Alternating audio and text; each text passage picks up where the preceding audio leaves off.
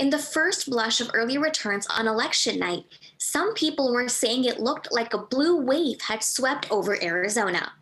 But since the counting has continued since then, the enthusiasm has started to wane, as Caroleina Hassett reports from our Washington Bureau.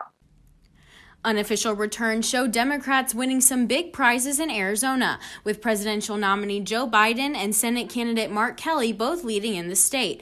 But after that, it was a mixed bag, a bag that has only gotten more mixed as vote counting continues. I don't think there's a permanent realignment to blue. Rose was not the only analyst who, when asked about a blue wave, responded along the lines of, yeah, but... Early Democratic leads have evaporated in several races, the biggest being Democrat Harold Tippernidy, challenger of Congressman David Schweiker in District 6. After leading on election night, she now trails by almost 12,000 votes. That's not to say there were not Democratic gains.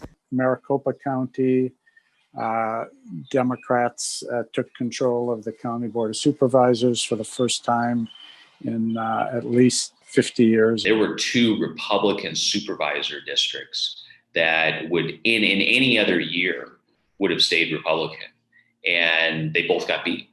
Democrats are also on track to pick up 1 seat in the state Senate and hold their own in the state House. There will still be minorities in both chambers, but just barely. And if Kelly's lead holds, this would be the first time Arizona sent 2 Democratic senators to Washington in nearly 70 years. It does speak to the shifting demographics of Arizona, Maricopa County in particular, but it also speaks to how good of a candidate Mark Kelly was.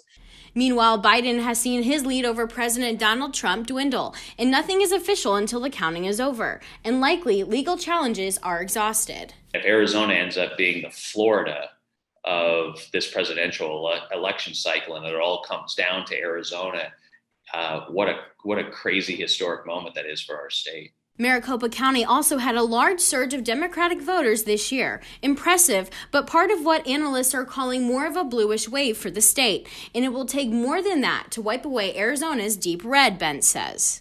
There was a blue wave, but Republicans were ready on the beach with some sandbags and were batting down the hatches to be ready for the wave.